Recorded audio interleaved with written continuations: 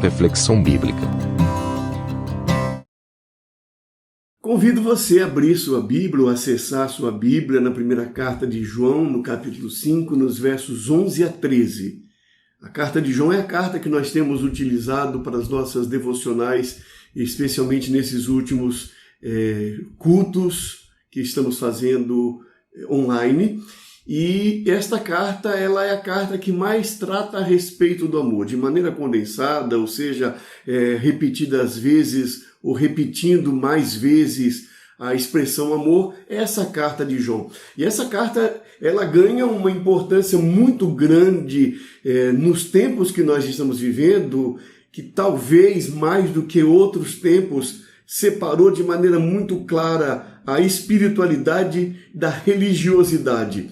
E não apenas essa separação é muito forte, muito distinta, mas a expressão amor, ela foi tirada do centro da nossa religiosidade, porque nós separamos a nossa religiosidade da nossa espiritualidade.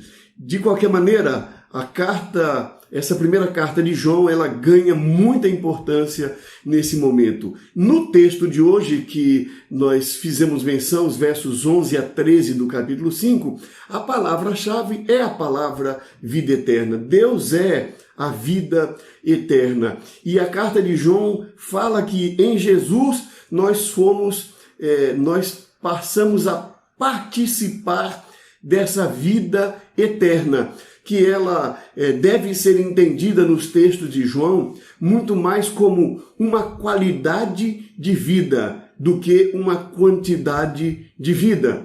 E é muito importante, é uma diferença, é muito importante para nós entendermos isso, porque neste sentido, vida eterna não é entendida como algo que vai acontecer após a morte do nosso corpo, mas é algo que começa a acontecer do ponto de vista bíblico-teológico, que nós começamos a experimentar quando nós experimentamos Jesus como Senhor, como Salvador de nossa vida. Ou seja, em Cristo nós começamos a experimentar uma nova qualidade de vida, que nós chamamos de vida eterna, porque é a vida em Deus, é a vida em comunhão com Deus, e nós então experimentamos em Cristo Jesus esta vida eterna. Isso significa que, como um certo colega escreveu recentemente, que em Cristo nós temos a vida eterna, fora de Cristo nós estamos separados desta vida eterna, nos termos dos ensinos das Escrituras Sagradas, que são a nossa regra de fé e prática. O verso de número 11 diz: "E este é o testemunho, Deus nos deu a vida eterna, e essa vida está em seu Filho." A primeira expressão é Deus nos deu. Isso nós ouvimos muito.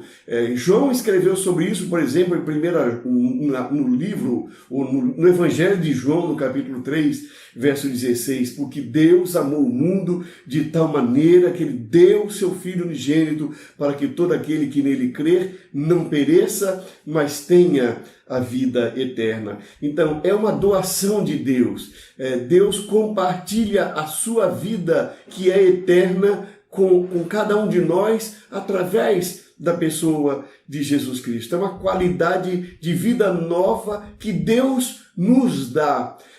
Nós não temos acesso a ela porque nós somos melhores do que os outros, ou porque a denominação religiosa da qual nós fazemos parte é melhor do que as outras denominações, mas porque Deus nos deu. É dom de Deus, é presente de Deus, é graça de Deus, e as Escrituras nos ensinam que essa graça de Deus, ela nos foi dada no momento em que Ele deu o seu Filho por nós, como manifestação do seu amor. A palavra então nos diz: Deus nos deu a vida eterna, e essa vida está em seu Filho. E nós encontramos nas Escrituras, seja nas palavras de Jesus, seja nas cartas de Paulo, nas cartas de João, nas cartas de Pedro, enfim, nas cartas no Novo Testamento, de uma maneira geral, nós encontramos, por exemplo, que experimentar vida eterna é experimentar a paz. Experimentar a paz, primeiro na dimensão vertical, experimentar a paz entre nós e Deus pela mediação da pessoa de Jesus. Então nós passamos a experimentar paz com Deus. Experimentar paz interior, é a paz que advém da confiança que nós temos em Deus. Nós podemos lançar sobre Ele toda a nossa ansiedade, como disse Paulo, porque Ele tem cuidado de nós. Nós não precisamos ter medo do encontro que teremos com Ele, porque Ele perdoou os nossos pecados em Cristo Jesus e, portanto, Ele nos ama e nós então experimentamos essa paz interior como fruto da presença de Jesus. E nós experimentamos paz com os nossos semelhantes, porque Jesus é aquele, conforme Paulo escreveu na carta aos Efésios, aquele que vem para derrubar o muro da separação, que faz de diferentes pessoas uma só pessoa, e ele, diz Paulo, ele usa essa expressão, ele é a nossa paz. É muito importante quando nós pensamos em vida eterna, a partir, por exemplo, da ótica da paz, porque nós precisamos ser construtores da paz.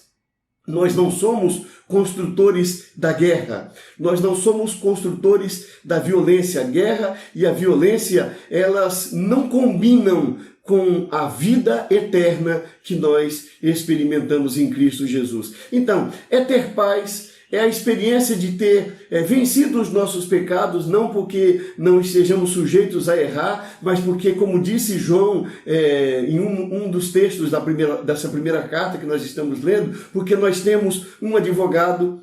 Viver a experiência de vida eterna é superar a experiência do rancor e do ódio. É claro que, como seres humanos, psicologicamente falando, nós estamos sujeitos a experimentar uma aversão profunda, nós estamos sujeitos a experimentar o rancor quando nós somos submetidos a uma experiência que nos coloca numa situação muito indigna, vamos assim dizer, mas nós temos a consciência que o rancor e o ódio não combinam com a vida eterna que nós recebemos em Cristo Jesus e, portanto, vida eterna é dizer não a isso, é trabalhar para que isso não seja parte da nossa vida. É vencer, portanto, aquilo que produz a morte. É o que é mais óbvio. Tudo aquilo que vem para produzir morte deve ser rejeitado por nós, porque em Cristo a nossa experiência é de vida eterna.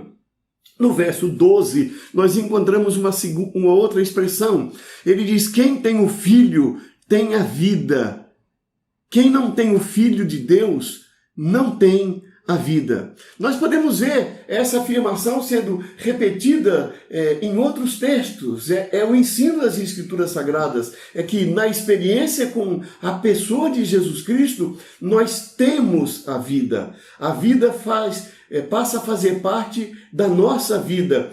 João, no capítulo 1 do seu Evangelho, no versículo 18, ele diz, ninguém jamais viu a Deus, mas o Deus unigênito que está junto do Pai o tornou conhecido. Então, é a ideia de que em Jesus, Deus, esse Deus que nós não, para usar uma palavra de Jó, que nós não temos como calcular a idade dele, ou que nós não temos como calcular o tempo dele, que a nossa estrutura mental não é configurada para compreender Deus em sua plenitude, nem poderia, eu pelo menos não consigo imaginar como seria possível essa alternativa. Eu acredito que não seja possível essa possibilidade de nós entendermos Deus em sua plenitude, mas as Escrituras nos ensinam que em Jesus nós conhecemos de Deus aquilo que nós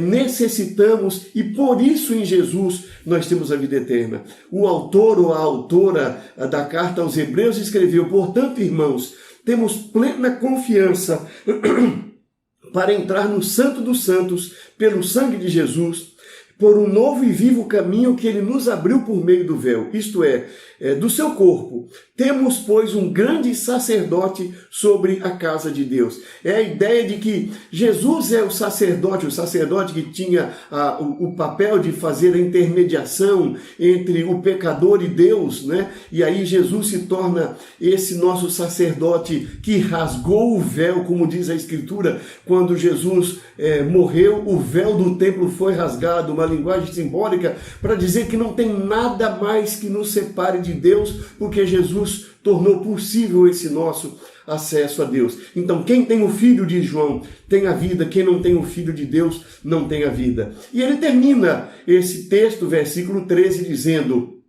escrevi-lhes estas coisas a vocês que creem no nome do Filho de Deus, para que vocês saibam que têm a vida eterna. João está dizendo, eu escrevi isso para que vocês que creem em Jesus, vocês que creem no nome do Filho de Deus, que é Jesus, vocês saibam que vocês têm a vida eterna.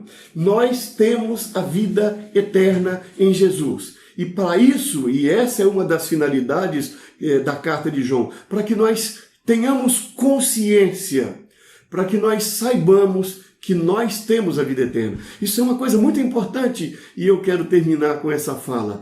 É importante nós sabermos que nós temos a vida eterna em Cristo Jesus e é importante nós sabermos que a nossa vida, o nosso testemunho, o testemunho que nós devemos dar, a influência que nós devemos exercer no mundo é a influência de quem em Cristo Jesus tem a vida eterna. Nós devemos ser influenciadores de vida e não influenciadores de morte. Nós devemos saber que esta é a finalidade, esta é a razão de Jesus Cristo ter sido dado por nós, de nós termos confiado em Jesus para que nós pudéssemos ter a vida eterna. Eu lhes escrevi estas coisas a vocês que creem no nome do Filho de Deus, para que vocês saibam que têm a vida eterna. Isso é muito bom para nós. Isso é uma responsabilidade muito grande para nós. Isso é um privilégio muito grande para nós. Que Deus nos ajude a realmente testemunharmos desta vida eterna em Cristo Jesus às pessoas com as quais convivemos.